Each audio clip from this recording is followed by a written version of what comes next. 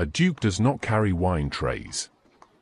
A duke does not bow his head to butlers, or stand silent in a corner while lesser men give him orders, or wait by a servant's door for permission to enter a house he could buy twice over with the income from a single quarter. Yes, my lord. And yet, on a cold evening in late autumn, Sebastian Ashford, Duke of Ashbourne, stood in the servants' hall of Hawthorne Manor wearing another man's livery, waiting to be told what to do, like any other anonymous hire. The coat did not fit him properly. The collar sat too tight against his throat, the sleeves pulled awkwardly at the shoulder, and the boots pinched hard at the heel with every step, but he had chosen this disguise deliberately, plain, unremarkable, the clothing of a man no one in a great house was ever trained to notice. He had arrived a full day before anyone expected him, folded quietly into his own traveling party under a false name given to the housekeeper without hesitation, while his actual coach, his actual title, and his actual name waited a day's ride behind him, ready to arrive tomorrow with all the appropriate ceremony, the appropriate bowing, the appropriate performance that came with being a duke. Tomorrow, he would walk through the front doors of Hawthorne Manor as himself, dressed in silk, greeted with curtsies and careful, calculated smiles designed to flatter a man whose good opinion mattered enormously to the people offering them. Tonight, he intended to see the house and the woman inside it exactly as they were, long before anyone had reason to perform for him. Because something about this match had felt wrong from the very beginning, wrong in a way he could not yet name, and Sebastian Ashford had learned, painfully and at great personal cost, never to ignore that particular feeling in his chest. For 3 years, he had refused every introduction arranged carefully on his behalf, every dinner seated with calculated precision beside some hopeful young lady, every dance that ended with her mother's eyes already measuring the size of his estate before the music had even finished. He had buried a father deep in debt, a debt hidden for years behind a respectable name and an even more respectable smile, and he had spent the years since quietly, privately repairing what had nearly collapsed under decisions made before Sebastian was even old enough to understand what was happening to his own inheritance. He had no patience left for flattery, and even less for fortune hunters dressed carefully in the soft, convincing language of love and devotion. But patience, he had come to understand, was no longer fully his to keep.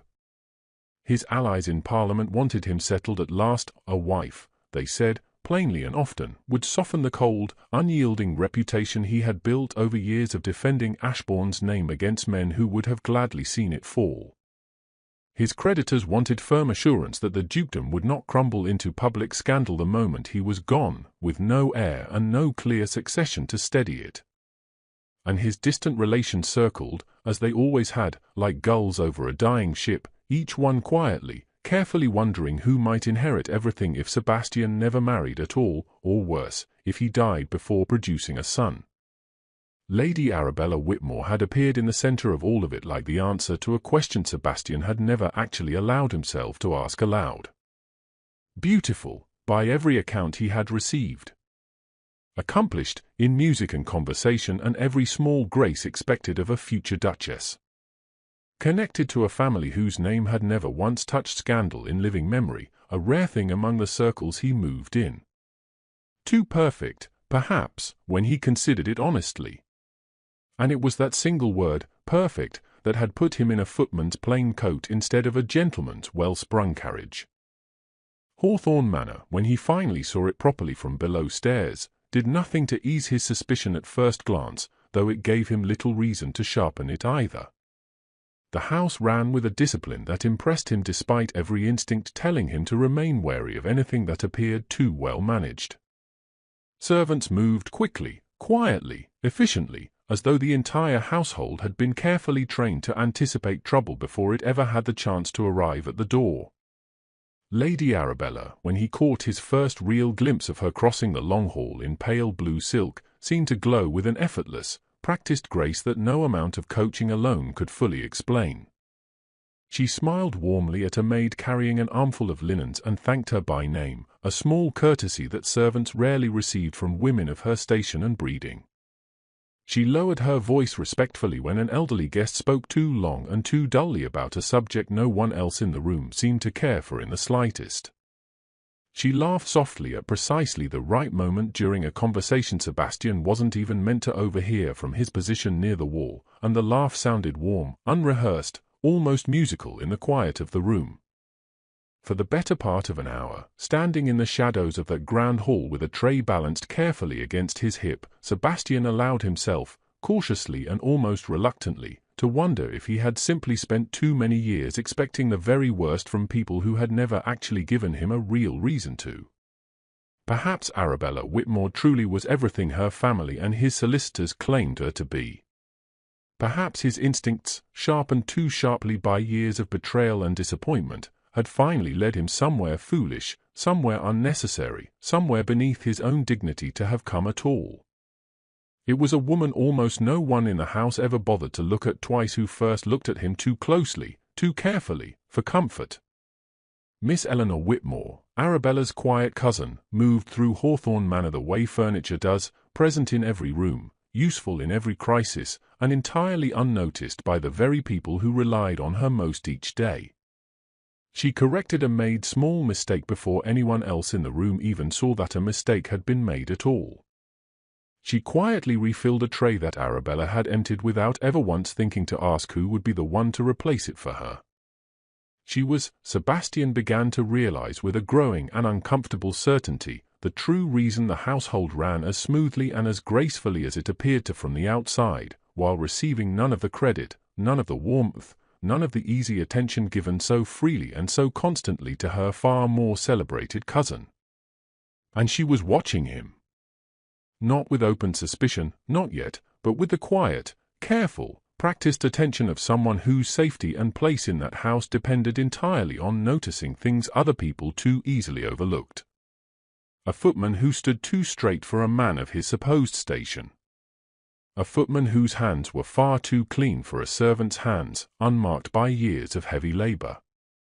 A footman who listened to conversations as though committing them carefully to memory, rather than simply letting the words pass by unheard and unremembered, as any ordinary servant would. She said nothing at all. She only watched him, briefly and silently, and then returned to her work without comment, and Sebastian found himself oddly, deeply unsettled by how easily this overlooked, unpaid companion had seen exactly what an entire houseful of distracted, self-satisfied guests had completely failed to notice in him. The wine was ordered just after 9 o'clock that evening, and it was Sebastian who was sent to carry it down a corridor rarely used by guests of the house, narrow, dim, lined with old family portraits that no one ever paused to admire or even glance at, leading directly past the closed door of Lord Whitmore's private study. The door, he noticed as he approached, was not quite fully closed. A good footman, a careful footman properly playing his assigned part for the evening, would have walked past that gap without a second glance and delivered the wine exactly where he had been instructed to take it. Instead, something in the low, deliberate sound of Arabella's voice drifting through that narrow opening, entirely unlike the warm, easy laughter he had heard ring so pleasantly through the hall only hours earlier, made him stop completely still in the corridor, every muscle suddenly tense. He expected vanity, if anything at all. He expected idle talk of jewels, of gowns being prepared for a wedding, of the quiet, satisfied pleasure of having successfully caught a duke where so many other ambitious women before her had failed entirely. What he heard instead drained every last ounce of warmth from his chest in a single, terrible instant. "He is not strong," Arabella was saying, calm as a woman discussing nothing more troubling than the weather outside the window. "Weak chest, weak nerves, the physicians always say so quietly, as though it were some sort of kindness to warn us beforehand. How long, do you suppose, before a man like that simply fails?"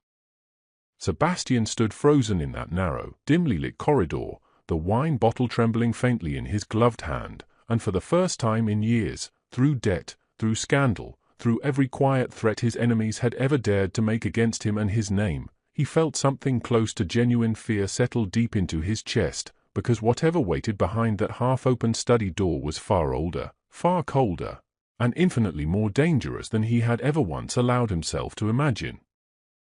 Sebastian did not move. He could not move, not yet, not while Arabella's voice continued drifting through that narrow gap in the study door, calm and unhurried, as though she were discussing nothing more serious than the seating arrangement for an ordinary dinner party. Lord Whitmore answered her in the same even tone, the tone of a man comparing two business ventures, weighing the merits of one against the other for profit and convenience. Mr. Vale lasted for months, he said, as though reading from a ledger rather than describing a man's death. A weak heart, the physician declared, and no one questioned it, because no one ever questions Dr. Pell. Arabella made a small sound of satisfaction, almost pleased with herself. And Lord Cresswell barely 3 months, though that was clumsier than I would have liked. The settlement had to be altered twice before his solicitor finally stopped asking questions about the wording.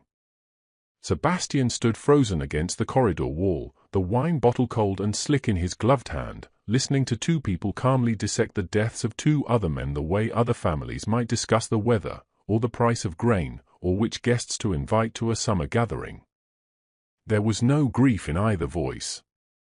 There was no hesitation, no flicker of conscience, no pause that might suggest either of them understood, even faintly, that they were speaking of murder. Only calculation. Gifts received quietly before each man's death. Settlements altered afterward, redirected, adjusted in small careful increments that no single document would ever reveal on its own. Correspondence forged in handwriting close enough to pass inspection from solicitors too trusting or too easily paid to look twice. And grief performed so convincingly, in black silk and lowered eyes, that no one watching from the outside ever thought to ask a single uncomfortable question.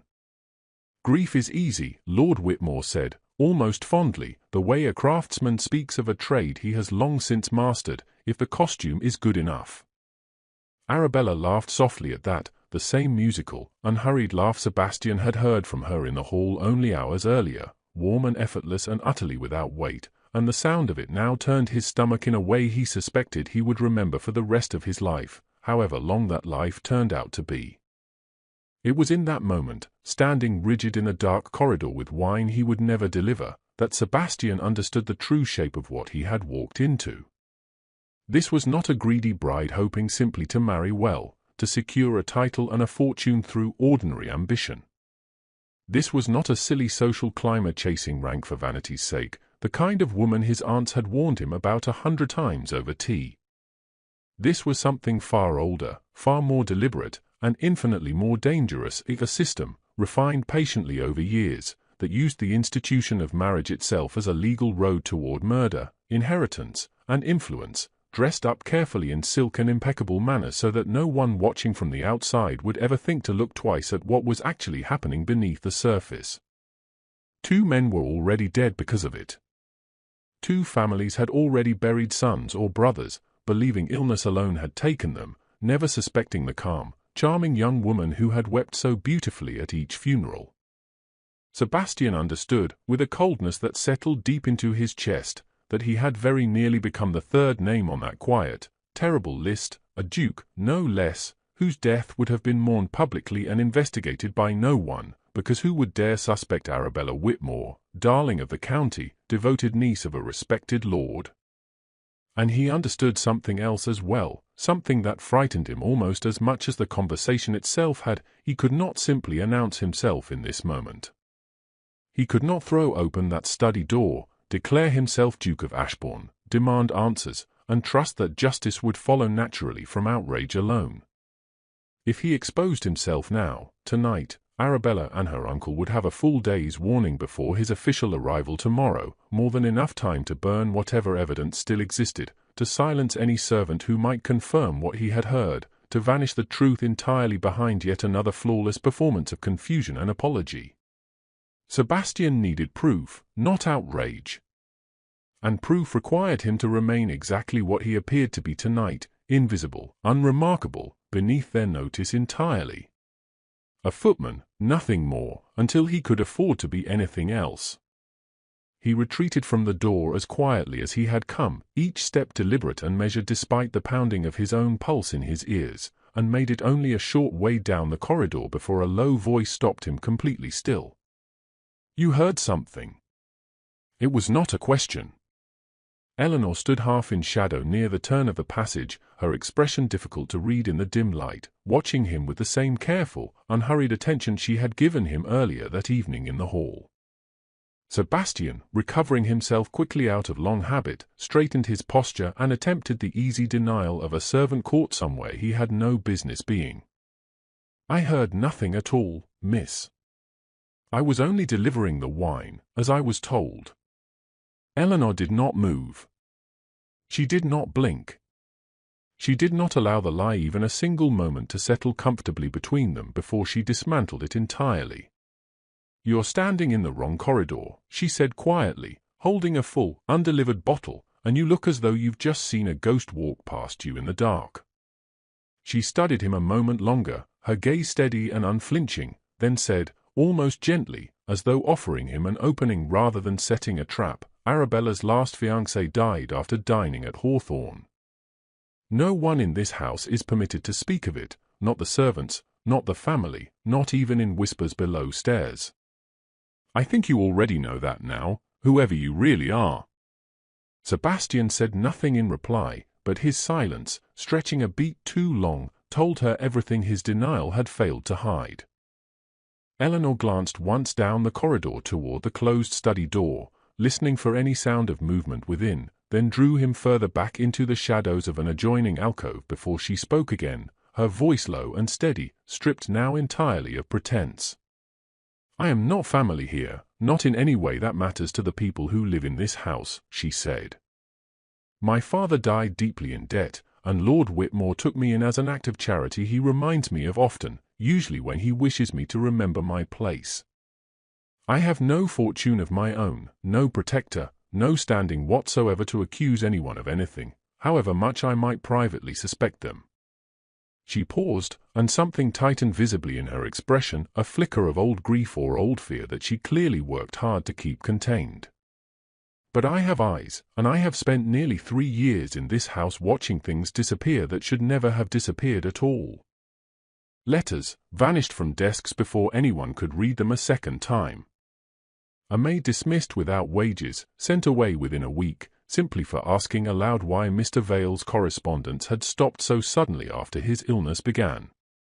And I watched Arabella's mother burn papers herself, with her own hands, in the kitchen grate very late one night, only weeks after Lord Cresswell was buried in the county churchyard." Her voice did not shake, though Sebastian could see plainly the effort it cost her to keep it steady and even. "I have suspected for a long time now that something terrible lives quietly inside the walls of this house, wearing very fine clothing and speaking very softly. I simply had no one to tell, and certainly no proof that anyone of consequence would ever believe, coming from someone like me." Sebastian looked at her for a long moment in the dim light of the alcove, weighing everything at once, the danger of remaining inside Hawthorne Manor a moment longer, the far greater danger of leaving now with nothing but suspicion and no proof at all, and the strange, sudden, fragile trust forming between a disguised duke and an overlooked companion who had absolutely no reason to risk herself helping him. He understood now, with complete certainty, that walking away solved nothing whatsoever. If he quietly cancelled the match tomorrow under some invented excuse, a sudden change of heart, a convenient illness of his own, anything plausible enough to satisfy society's curiosity, Arabella and her uncle would simply find another wealthy, unsuspecting man within the year, perhaps within months, and that man would never know what Sebastian now knew with terrible clarity. The pattern would continue exactly as it always had: gifts given, illness arranged, grief performed beautifully, inheritance secured, until someone finally found the courage and the evidence to stop it permanently. "I am staying," he said quietly, and the words felt heavier in his mouth than he had expected them to. "Not as myself. Not yet, not until I have something more than an overheard conversation no court would ever accept as proof. As exactly what you see standing in front of you right now." Eleanor's eyes searched his face carefully in the dim light, as though trying to decide, once and for all, whether to trust a man she barely knew and had every reason to doubt, before she finally nodded once, slowly and deliberately. "Then we will need each other," she said, her voice quiet but resolute, "because I cannot do this alone, not against Lord Whitmore and certainly not against Arabella, and clearly, whoever you truly are, neither can you.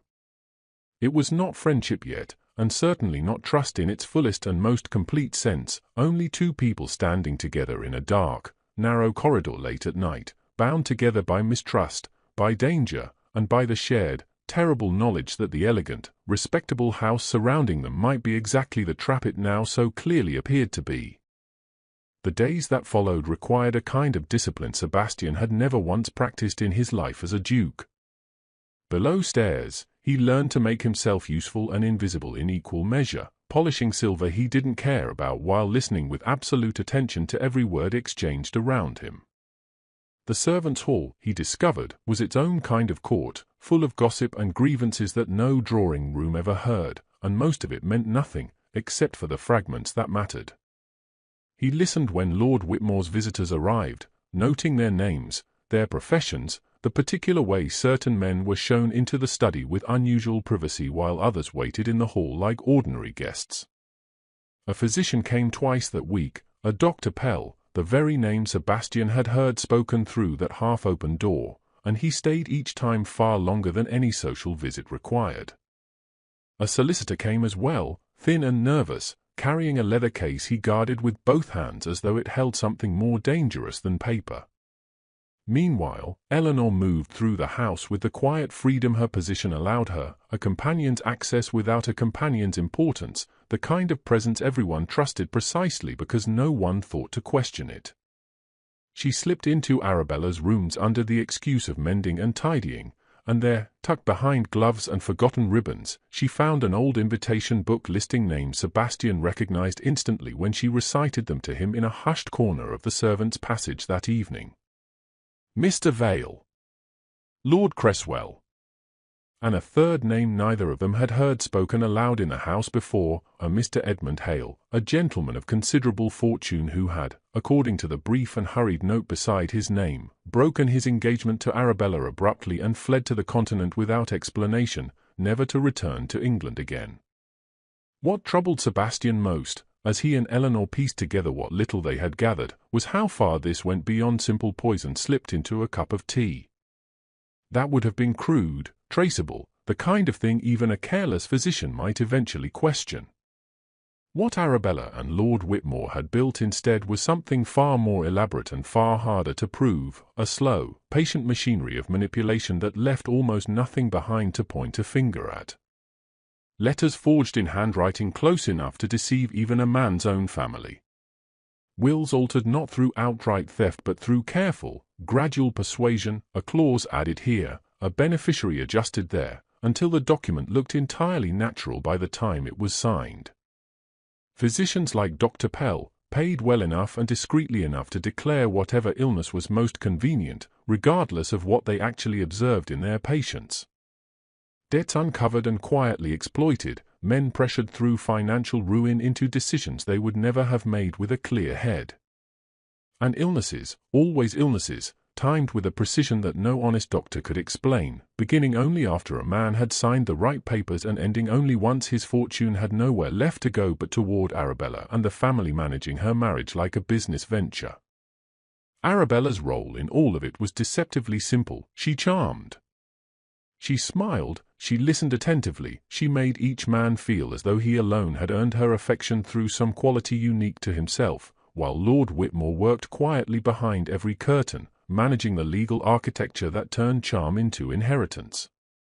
It was, Sebastian realized with growing dread, a partnership refined through repetition, two dead men and one ruined man serving as proof that whatever they were attempting now with him had likely already been rehearsed to near perfection. The danger sharpened considerably on the fourth day, when Arabella discovered that one of her sealed drawers had been disturbed. Sebastian heard of it secondhand, through the frightened whispers of a housemaid who had been summoned and questioned sharply about who had entered the west passage that week. Arabella's questioning, though calm on the surface, carried an edge Sebastian recognized immediately from that night in the study, the same cold precision dressed in pleasant words. She asked which servants had cause to pass through that corridor. She asked, with deceptive casualness, whether anyone had noticed the new footman lingering anywhere he oughtn't. And later that same afternoon, Sebastian felt her attention settle on him directly for the first time, her gaze lingering a moment too long as he carried a tray past the drawing room, assessing him the way a woman might assess a stranger she suspected of something she could not yet name. Every instinct trained into him as a duke screamed at him to meet that gaze directly, to stand taller, to demand what right she had to question him at all.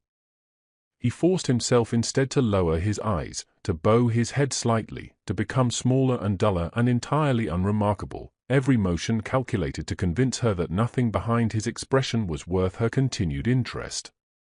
It cost him more than he expected, swallowing his own instincts so completely, and he understood now with painful clarity exactly what Eleanor had been doing for years simply to survive in this house. It was watching Eleanor closely during those tense days that taught Sebastian something he had not expected to learn at Hawthorne Manor at all. She was, he began to see clearly, far more than the quiet, overlooked cousin everyone assumed her to be. When a young housemaid was nearly dismissed over a broken vase that wasn't her fault, Eleanor quietly took the blame upon herself before Lord Whitmore could hand down a punishment, absorbing the unfair consequence without complaint or visible resentment. When the household accounts showed a discrepancy that might have fallen on an innocent footman's wages, Eleanor corrected the figures herself late one evening, silently, never mentioning it to anyone, simply ensuring the right outcome occurred without seeking credit for it. And more than once, Sebastian watched her step gently between Arabella's sharp tongue and a servant too frightened to defend themselves, redirecting Arabella's irritation with a calm word or a timely distraction, protecting people who would never know how often she had shielded them. She believed herself ordinary, powerless, a woman with no fortune and no standing who simply did what she could within the narrow space allowed to her. But Sebastian, watching her navigate that house with quiet, unrelenting moral steadiness, found himself developing something close to genuine respect, the kind he rarely extended to anyone, least of all so quickly. She had no title, no wealth, no power of any kind within these walls, and yet she had clearly been the only person inside Hawthorne Manor with the courage and the conscience to notice that something was deeply wrong, long before a disguised duke ever arrived to confirm her suspicions. That respect, growing quietly each day, began to complicate things in ways Sebastian had not anticipated when he first chose this disguise. There were moments now, brief and unguarded, when he caught himself watching Eleanor not as an ally in a dangerous investigation but simply as a woman, clever, steady, quietly courageous in a house that gave her no credit for any of it, and the realization unsettled him more than the danger itself did. Eleanor, for her part, still believed him nothing more than a servant attached loosely to the Duke's travelling party, a footman with an unusual education and an even more unusual habit of noticing things servants weren't meant to notice. She spoke to him with the careful equality of two people facing the same danger together, without the deference she would have shown a duke, and Sebastian found he valued that honesty more than he expected to, even as it sat increasingly uneasily alongside the lie he continued to let her believe. Guilt crept into him slowly, in small unwelcome moments, when she trusted him with another fragment of evidence, when she spoke plainly of her own fears without performing courage she didn't feel, when she looked at him as an equal rather than a title to be impressed by. He told himself, repeatedly, that revealing himself now would destroy everything they had carefully built toward, that Arabella's suspicion was already too sharp to risk anything before the proof was complete. It was the truth, and yet it did nothing to ease the discomfort of watching her trust a man who was not entirely who he claimed to be. That evening, as the household settled into its usual quiet, Arabella found Eleanor alone near the corridor outside the study and stopped her with a smile that did not reach her eyes. "You've been spending a great deal of time near the West Passage lately," she said lightly, almost affectionately, the way one might speak to a favorite cousin. "I do hope you're being careful, Eleanor. Servants who listen at doors in this house have a way of disappearing from respectable households entirely." She said it pleasantly, almost kindly, and that was precisely what made it terrifying. Word arrived at Hawthorne Manor on the 5th morning that the Duke of Ashbourne's official arrival had been confirmed for the following evening, and the news moved through the household like a current through still water, changing the temperature of every room it touched. Sebastian heard it first from the butler's clipped instructions to the staff, a list of preparations that grew longer by the hour, silver to be polished a second time, the best linens brought down from storage, extra hands hired from the village to manage a dinner now expanded into something grander than originally planned. Lord Whitmore, Sebastian gathered from the hurried conversations around him, had decided that a simple introduction would no longer suffice. He wanted a formal engagement dinner, a public declaration before the assembled county, something substantial enough that no rumor, no whisper, no inconvenient doubt could unravel it afterward. It was, Sebastian understood immediately, a calculated decision dressed up as enthusiasm. The faster the match was sealed in front of witnesses, the harder it would be for anyone, including Sebastian himself, to quietly withdraw from it later without scandal. Lord Whitmore was not simply eager.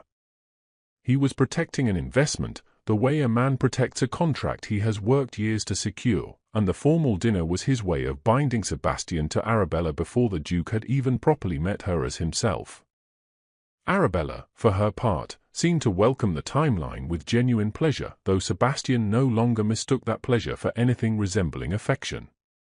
She spent the day rehearsing, in her own quiet way, the performance she intended to give that evening and the one still to come, softening her voice when she spoke of the Duke to her mother, practicing a particular expression of modest hope whenever his name was mentioned in company, ensuring that every guest who arrived for the dinner would leave believing they had witnessed a young woman genuinely, innocently falling in love. Sebastian, moving silently through rooms being readied for a celebration built on a lie, found himself disturbed by how effortlessly she slipped into the role, how completely she had already convinced herself, perhaps, that the performance and the truth were close enough not to matter. It was Eleanor who found the proof that finally gave shape and weight to everything they had only suspected until now.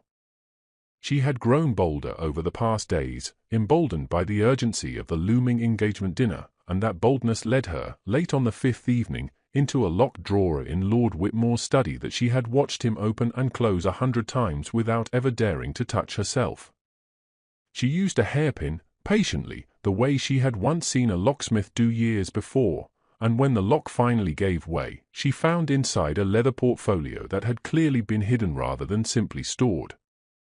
Within it lay a packet of letters, each one bearing the same elegant, practiced hand belonging to Dr. Pell, written not as ordinary medical correspondence but as carefully worded instructions disguised as diagnosis, references to symptoms a man would not actually present, suggestions for how an illness might be described to satisfy a solicitor's questions, even a note discussing payment for his continued discretion regarding Lord Cresswell's final months. Beneath the letters, Eleanor found something far more damning still, a draft marriage settlement, unsigned but fully drawn, naming Arabella as the principal beneficiary of Sebastian's estate in the event that he died without producing an heir, with clauses structured in language so deliberately vague that any death, by any cause, within the early years of the marriage would satisfy its terms. The ink was fresh. The paper bore the watermark of the same solicitor Sebastian had watched arrive at the house days earlier, his leather case guarded so carefully. There was no ambiguity left in what Eleanor held in her trembling hands. Sebastian was not simply a wealthy man being courted carelessly. He had already been measured, calculated, and prepared, down to the exact legal language required to make his death profitable rather than merely unfortunate. Eleanor sat alone in the dim study for several long minutes after closing the portfolio, staring at nothing, before she finally found the strength to slip it beneath her shawl and carry it away to find Sebastian, her hands cold despite the warmth of the room around her. She never had the chance to deliver it to him in private. Arabella found her first, in the corridor just beyond the study, her expression shifting the moment she saw the faint outline of the portfolio Eleanor had not yet managed to hide completely. "What are you carrying, Eleanor?" Arabella's voice remained light, almost playful, but something beneath it had gone hard and cold in an instant, the charm dropping away just enough for Sebastian, watching from a doorway down the passage, to see the real woman beneath it for the first time in full daylight rather than through a half-open door at night. Eleanor tried to explain herself, claiming mending, claiming nothing of consequence, but Arabella was already reaching for the shawl, already pulling at the edge of the leather case. Eleanor instinctively clutched tighter against herself. "You've been in my uncle's study," Arabella said, quieter now, more dangerous for its quietness. "You've taken something that isn't yours." Within minutes, Lord Whitmore had been summoned, and the accusation Arabella leveled against her cousin was swift and absolute: theft, plain and simple, a desperate companion stealing from the family that had shown her nothing but charity for years. Lord Whitmore, his face arranged into convincing outrage, declared that Eleanor would be confined to her room until after the engagement dinner concluded, locked in like a child being punished, conveniently silenced for exactly as long as the household needed her silenced. Sebastian, still in his footman's coat, felt every instinct he had spent days suppressing surge forward at once. He stepped from the doorway before he had fully decided to, his voice sharper and more commanding than any footman's had a right to be, insisting there must be some misunderstanding, that he himself could vouch for Miss Whitmore's whereabouts that evening. It was reckless. It was exactly the kind of authority a duke wielded without thinking, and a servant never dared, and Eleanor, even in the chaos of the moment, turned to look at him with new and dawning suspicion in her eyes, as though hearing, for the first time, the wrong note in a song she had been listening to for days without quite placing it. Sebastian understood, watching that suspicion take root in Eleanor's expression, that he could not allow the lie to continue even one more day. He found a moment alone with her that night, after Lord Whitmore's temper had cooled into watchful silence and Eleanor had been left, for now, unguarded in the small sitting room near the kitchen, the confinement postponed rather than cancelled. He closed the door quietly behind him and told her the truth without preamble, without softening it, because he owed her at least that much honesty after everything else he had withheld. He was not a footman. He had never been a footman. He was Sebastian Ashford, Duke of Ashbourne, the very man Arabella intended to marry, the man whose death she and her uncle had already begun preparing for in ink and forged signatures. Eleanor's reaction was not what he expected. There was no flicker of awe, no sudden deference, none of the softening he had seen in other women upon learning his rank. There was only anger, immediate and unmistakable, color rising in her face as she stepped back from him as though his closeness itself had become unbearable. "You let me believe you were a servant," she said, her voice low and shaking with something far sharper than surprise. "You let me trust you, tell you things I have told no one in 3 years, take risks I would never have taken for a stranger, and the entire time you were exactly the man we were trying to protect, lying to my face about who you were." Sebastian did not attempt to excuse himself, because he knew there was no excuse that would satisfy what he had done. He admitted plainly that the deception had been wrong, that he should have found some way to tell her sooner, that her anger was entirely justified and he would not ask her to set it aside simply because circumstances now required her help. What he asked instead, quietly and without expecting forgiveness, was whether she would still help him finish what they had started together, not for his sake, but for the sake of whoever might become Arabella's next victim if they failed now. Eleanor was silent for a long moment, her jaw tight, clearly fighting the urge to walk away from him entirely. When she finally spoke, her voice had cooled into something harder and more resolved than anger. "I am not doing this for you," she said. "I am doing this because 2 men are already dead, and I will not let there be a third, duke or footman or whatever else you choose to call yourself tomorrow." It was not forgiveness. It was something more useful than forgiveness, and Sebastian accepted it without argument. What remained of that night and the following day moved with the particular urgency of people who knew exactly how little time they had left. Sebastian, no longer trusting any message to the household's own messengers, found a stable boy willing to ride quietly into the village before dawn, carrying 3 letters sealed with wax pressed by a signet ring Sebastian had kept hidden in his coat throughout the entire deception, the one piece of his true identity he had never quite been willing to leave behind. One letter went to his solicitor in London, instructing him to come at once with whatever documentation existed regarding the Ashbourne estate and succession, prepared to verify and explain it before witnesses if required. A second went to a magistrate known personally to Sebastian's family, a man whose presence alone would lend the weight of law to whatever accusations were made that evening. The third and most delicate letter went to a name Eleanor herself had supplied, a relative of Lord Cresswell's still living within a day's ride, a man who had quietly suspected for years that his cousin's death had not been entirely natural, but who had lacked the proof or the standing to say so aloud until now. Eleanor, meanwhile, worked to secure the portfolio itself, transferring the letters and the draft settlement into a small case she could carry concealed beneath her cloak, refusing to let it leave her sight even for a moment, aware now more than ever that Arabella's earlier accusation of theft had not been entirely wrong, only wrongly aimed. By the time evening arrived, the manor had transformed entirely, candles lit in every window, carriages already beginning to arrive along the drive, the entire county gathering beneath Hawthorne Manor's roof to witness what they believed would be a joyful announcement. Sebastian stood once more before a mirror, this time in his own clothes, his own name restored to him along with the silk and the signet ring he had kept hidden for days, and he allowed himself one final moment to feel the full weight of what was about to happen before he walked, as himself for the first time inside that house, toward the sound of music and laughter drifting from the dining hall below. Arabella, catching sight of him from across the entrance hall as he was announced properly for the first time, smiled with warm, practiced delight, reaching out both hands toward the man she believed she was about to marry, entirely unaware that the footman she had questioned so sharply only days before, the one she had warned might disappear from a respectable household, was the very same Duke now smiling politely back at her, waiting only for the right moment to end everything she had so carefully built.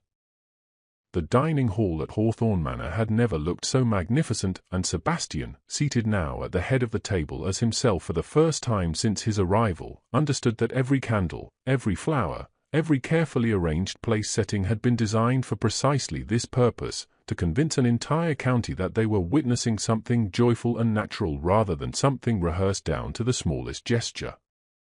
The chandeliers had been polished until they threw light across the entire room in soft, golden waves, and the long table groaned gently under the weight of silver and crystal brought out specifically for occasions meant to be remembered. Arabella sat across from him in pale gold silk that caught the candlelight beautifully whenever she moved, performing exactly the version of herself she had perfected over years of careful practice. Modest smiles offered to the older matrons who watched her with open approval, soft concern shown toward an elderly guest who complained of the evening chill, elegant manners extended graciously to every person at the table regardless of their importance, because she understood, better than almost anyone Sebastian had ever met, that an audience watching closely for flaws would find none if she simply gave them nothing at all to find. She laughed at the right moments. She lowered her eyes modestly when complimented. She reached once, briefly, to touch Sebastian's sleeve with the practiced affection of a woman already comfortable in her role as his intended bride, and the gesture drew a soft, approving murmur from the guests seated nearest them. Lord Whitmore rose partway through the second course, his glass raised high enough to catch the candlelight, and announced to the assembled guests what everyone had already come expecting and hoping to hear, that his niece, Lady Arabella Whitmore, was to be united in marriage with his Grace, the Duke of Ashbourne, in a match that honored both families and promised, he added with practiced and convincing warmth, a long and happy future for them both. The room erupted immediately in polite applause, in murmured congratulations passed from guest to guest, in the particular warm and contented noise of a county eager to celebrate something it believed it understood completely and simply. Wine glasses were raised. A toast was offered by a cousin of Lord Whitmore's, brief and sentimental, praising the union of two such respected families. Near the edge of the room, seated where companions and dependents were customarily placed, well away from the candlelight and the center of attention, Eleanor sat pale but composed, her hands folded carefully in her lap, her spine straight despite the tension Sebastian could see plainly in the set of her shoulders. The small leather case containing the portfolio rested hidden beneath the table near her feet, concealed by the long folds of her plain grey gown, and she had not once, in the entire course of the evening, allowed her eyes to drift toward it for longer than a heartbeat, as though afraid that looking too long might draw attention to exactly what she carried. Sebastian caught her eye only once across the crowded room, brief and deliberate, and in that single glance past everything words could not yet say aloud, not yet, not until the performance had gone far enough that no one in that hall could later claim it had been interrupted too soon, before the family had fully and irrevocably committed themselves, in front of witnesses, to the union they intended to profit from in blood and forged ink. It was near the height of the evening, as the dessert course arrived on delicate china and the conversation around the table turned warm and unguarded with wine, that Arabella offered the remark that would end everything she had built. She had been speaking to an older woman seated near her, a distant relation of the Whitmore family who had travelled some distance for the occasion, about the responsibilities awaiting her as a future duchess, the charitable work she intended to take up, the household she hoped to manage with grace and diligence. She said, with that same effortless, musical warmth Sebastian remembered clearly from the very first night he had stood disguised in the servants' hall listening to her laugh drift through the corridors, that she intended above all else to be a loyal wife to her husband, devoted, steadfast, the kind of duchess who would never once give him cause for concern or doubt. The table murmured its approval, several guests nodding warmly, one older gentleman remarking that such sentiment spoke well of her character. Sebastian set down his glass slowly and deliberately, the small sound of crystal against linen somehow audible even over the gentle hum of conversation, and rose to his feet in the sudden quiet that followed, the simple gesture itself enough to draw every eye in the room toward him, curious at first, then increasingly uncertain as they registered something unusual in his expression. "Loyalty," he said, his voice calm but carrying easily and clearly across the now silent hall, each word deliberate, "is an interesting word to choose, Lady Arabella. I find myself genuinely curious whether you learned it before or after the deaths of Mr. Vale and Lord Cresswell." The room did not simply grow quiet. It froze entirely and completely, glasses halfway to lips, forks suspended motionless over plates, conversation dying mid-sentence as an entire county sat caught in the single terrible instant between confusion and dawning horror. Someone near the far end of the table let out a small, startled gasp. Lord Whitmore was on his feet almost immediately, his face flushing dark red with something between outrage and barely concealed panic, demanding loudly that Sebastian explain himself at once, insisting the remark was an insult unworthy of a guest welcomed so generously into his house, his voice rising sharply enough to draw the attention of the butler standing near the doorway and several footmen positioned along the walls. "This is monstrous," Lord Whitmore declared, his hand striking the table hard enough to rattle the nearest glasses. "I will not have my niece slandered at her own engagement dinner, duke or no duke."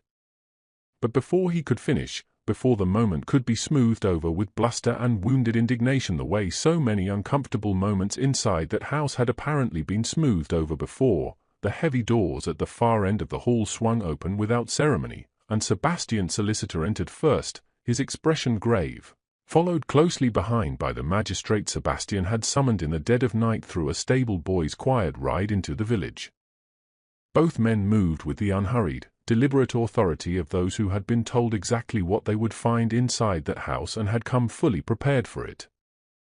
What followed unfolded with a precision Sebastian had spent the better part of 2 days preparing for, each piece of evidence laid carefully before the assembled county in an order designed to leave no room whatsoever for doubt, denial, or recovery.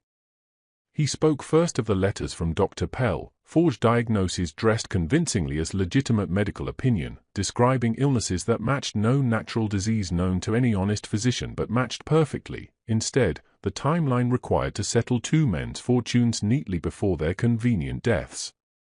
The magistrate confirmed aloud, in the flat and unembellished language of law, that such letters constituted clear evidence of fraud serious enough to warrant immediate formal investigation by the authorities. A ripple of horrified murmurs moved through the seated guests. Sebastian spoke next of the financial transfers his solicitor had painstakingly traced over the preceding day and night, gifts and settlements that had flowed steadily and repeatedly toward Arabella and her uncle in the weeks following each suitor's death, money that left an unmistakable trail however carefully its true origins had been disguised behind layers of false correspondence. And then, reaching into his own coat, Sebastian produced the draft marriage settlement Eleanor had discovered locked away in Lord Whitmore's private study, the document naming Arabella sole beneficiary of the entire Ashbourne estate should Sebastian himself die without producing an heir, its language constructed with such careful, deliberate vagueness that any death occurring within the marriage's early years would satisfy its terms completely and legally. A gasp moved through the room like wind sweeping suddenly through dry grass, followed by a heavy, stunned silence broken only by the magistrate's quiet instruction that the document be examined formally. Eleanor rose then from her place at the edge of the hall, her hand steady despite the weight of every eye in the room suddenly turning toward her, and walked the length of the long table with measured, unhurried steps to set the leather portfolio itself down before the magistrate, the forged letters, the altered medical reports, every careful piece of proof she had risked her safety, her reputation, and her place within that household to retrieve and protect. The guests watched her in stunned silence, many of them seeing her clearly, perhaps for the very first time in years, as something other than Arabella's quiet, unremarkable shadow. Arabella's composure, so carefully maintained and perfected over years of practiced performance, broke at last in front of the very audience she had spent her entire life performing for. Her face drained of color entirely, her hands trembling visibly against the white tablecloth, her charm collapsing into something raw, frightened, and finally, unmistakably guilty before every witness present. She opened her mouth as though to offer some explanation, some final desperate performance of innocence, but no words came, only a small, broken sound that satisfied no one in that silent room. Lord Whitmore's protests grew louder and more desperate beside her, his voice cracking with something that no longer resembled outrage so much as raw panic, but no one in that hall was listening to him any longer with anything resembling sympathy. The respectable reputation he had spent decades carefully constructing, dinner by dinner, favor by favor, cracked apart entirely in the span of mere minutes, witnessed firsthand by the very county he had spent a lifetime cultivating to trust and admire him. What remained after the initial shock finally began to settle into something quieter but no less consequential unfolded over the following hour with grim efficiency. The magistrate placed both Arabella and Lord Whitmore under formal questioning before the evening fully ended, summoning additional men from the village to ensure neither attempted to flee before proper arrangements could be made. The engagement was dissolved publicly and irrevocably, declared null before witnesses who would carry the story to every corner of the county and well beyond it by morning, repeated at breakfast tables and in drawing rooms for months to come.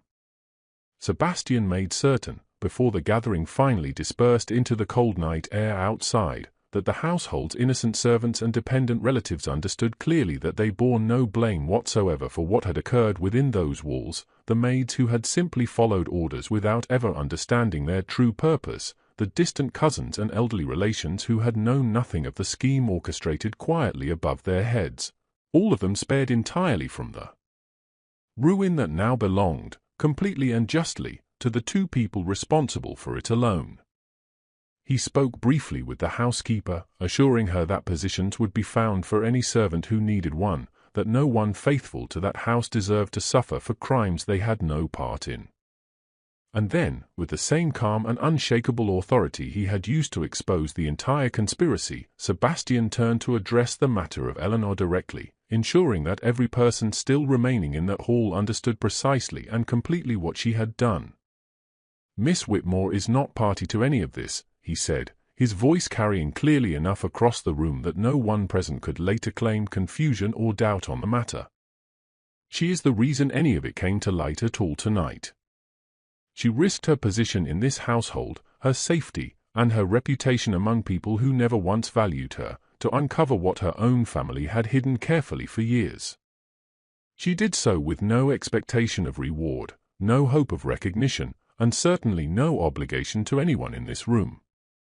He watched, as he spoke these words deliberately and slowly, the way the room's attention shifted visibly toward Eleanor, the same county that had overlooked her for years, that had treated her as little more than a quiet shadow trailing dutifully behind her far more celebrated cousin, now seeing her clearly and properly for what felt like the very first time. Several of the older women who had barely acknowledged her presence in years now looked toward her with something like shame mixed into their open astonishment. It was not justice exactly, not in any complete or fully satisfying sense, but it was something close to it nonetheless, a small, necessary, long overdue correction to years spent entirely unseen by the very people who should have noticed her worth far sooner. In the weeks that followed, as the scandal settled gradually into the kind of story told and retold at every dinner party across the county, growing slightly more dramatic with each retelling, Sebastian found himself returning again and again to the grounds surrounding Hawthorne Manor, though Arabella and Lord Whitmore no longer resided there themselves, their disgrace having stripped them swiftly of both fortune and welcome among the very society that had once celebrated them so warmly. He sought out Eleanor properly this time, without disguise, without deception, without the careful performance of servitude that had defined their first days together, and offered her the apology he had owed her since the very night he first lied about who he truly was. "You saw clearly what I only suspected," he told her plainly, one quiet afternoon in the manor's gardens, the autumn light softer and gentler now than it had been on the night he first arrived beneath its roof in another man's coat. "I came to this house prepared only to test a bride I did not trust. I never expected, not for a single moment, to find the truth through a woman everyone else around her had long since decided wasn't worth watching closely at all." Eleanor did not forgive him easily, nor quickly, and Sebastian, to his credit, did not ask her to rush toward forgiveness simply because the immediate danger had finally passed and the household had finally settled into uneasy peace. Trust, once broken so deliberately, required rebuilding with the very same patience it had taken to dismantle it in the first place, and he gave her that necessary time freely, without pressing for more affection or warmth than she was genuinely ready to offer him. He courted her slowly and openly over the months that followed, visiting regularly, writing when he could not visit, never once treating her as a rescue to be grateful for or a convenient solution to a frightening ordeal now safely behind them both. He courted her instead as a woman he had come to genuinely and deeply respect, for her intelligence, sharpened by years of careful observation, for her steadiness under pressure that would have broken lesser people, and for the quiet, unrelenting courage that had carried her faithfully through years of being entirely unseen by everyone around her who should have known better. They walked together often in those months, through gardens and along quiet country lanes, talking not of dukedoms or scandals but of small, ordinary things, books she loved, places she hoped one day to see, the modest dreams she had quietly set aside for years while caring for a household that never once thanked her for it.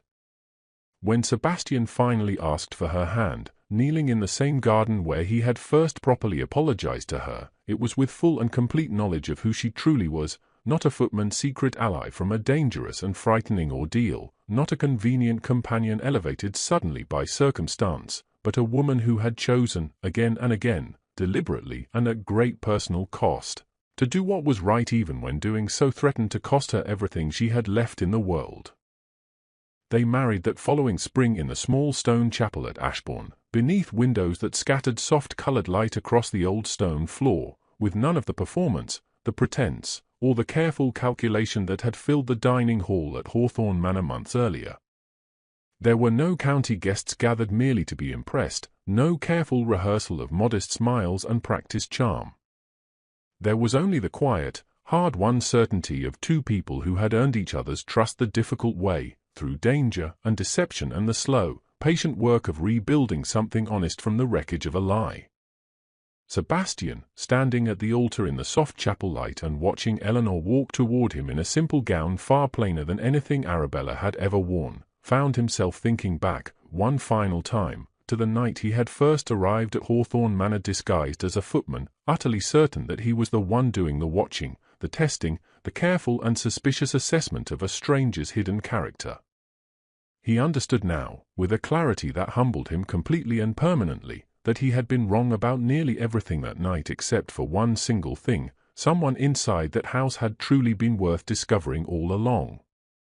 He simply hadn't known, not until it had very nearly cost him his life, that it was never the bride he had originally come to find at all. It was the overlooked cousin no one else in Hawthorne Manor had ever thought worth seeing.